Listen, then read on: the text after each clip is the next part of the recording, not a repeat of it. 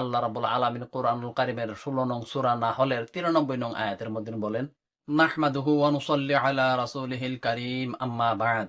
আমরা দুনিয়াতে ভালো মন্দ যাই কিছু করি না কেন, আল্লাহ রাব্বুল আলামিন হাসরের ময়দানে সবার সামনে দেখাবেন এবং কি আল্লাহ রাব্বুল আলামিন প্রতিটি কাজের হিসাব নেবেন। তারপর আল্লাহ রাব্বুল আলামিন প্রতিটি কাজের বদলাও আমাদেরকে দিবেন, যার প্রমাণ আল্লাহ রাব্বুল আলামিন কোরআনুল কারীমের মধ্যে বলে দিয়েছেন।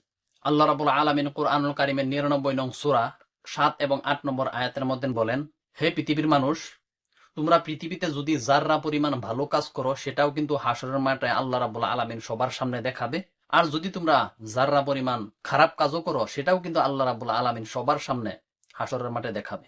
আর শুধু দেখাবেই না, আল্লাহ রাব্বুল আলামিন হাসরের ময়দানে সবার সামনে তার হিসাবও নেবেন, যার প্রমাণ আল্লাহ রাব্বুল আলামিন কোরআনুল কারীমের 16 নং সূরা নাহলের 93 নং আয়াতের মধ্যে বলেন, হে পৃথিবীর মানুষ, তোমরা দুনিয়াতে যাই কিছু করেছো আমি সেটা শুধু হাসরের মাঠে দেখাবই না, দেখানোর সাথে সাথে তোমাদের কাছ থেকে তার হিসাবও নিব।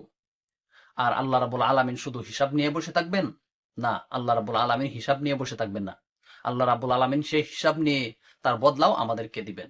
আর তার প্রমাণও কোরআনুল কারীমের মধ্যে রয়েছে। আল্লাহ রাব্বুল আলামিন কোরআনুল কারীমের 39 নং সূরা আল জুমারের 70 নম্বর আয়াতের মধ্যে বলেন, হে পৃথিবীর মানুষ, তোমরা পৃথিবীতে যাই কিছু করেছো না কেন, আমি আল্লাহ রাব্বুল আলামিন তোমাদের প্রত্যেক কাজের বিনিময় দিব। যদি তোমরা ভালো কাজ করো তখন সেই ভালো কাজের বিনিময় হিসাবে তোমাদের ঠিকানা হবে জান্নাতে, আর যদি তোমরা খারাপ কাজ করো তখন তোমাদের সেই খারাপ কাজের বিনিময় হিসাবে তোমাদের ঠিকানা হবে জাহান্নামে। তাই প্রিয় মুসলিম ভাই এবং বোন, আমরা একটু চিন্তা করি দেখি যে আল্লাহ রাব্বুল আলামিন আমাদের জন্য জান্নাতে যাইবার জন্য কত সুযোগ সুবিধা রেখেছে।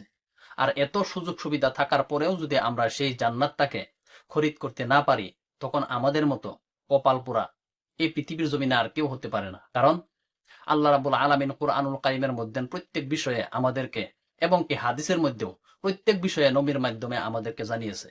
আর সবকিছু জানার পরেও যদি আমরা সঠিকভাবে চলতে না পারি, তখন সেটা হবে আমাদের নিজের হাতের কামানো, আমাদের নিজের ব্যর্থতা। আর তখন যদি আমরা আমাদের নিজের হাতের কামানো আমল দিয়ে যদি আমরা জাহান্নামে যাই, তখন আমরা আর কাউকে দোষারোপ করতে পারবো না যে আমাদের কাছে আল্লাহর কোনো বাণী পৌঁছে নাই। তাই এখনো সময় আছে।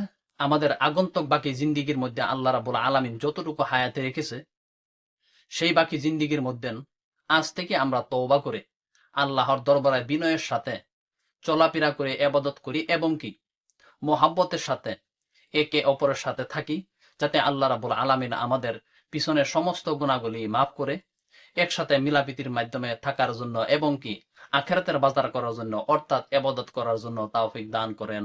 আসসালামু আলাইকুম ওয়া রাহমাতুল্লাহি ওয়া বারাকাতুহু।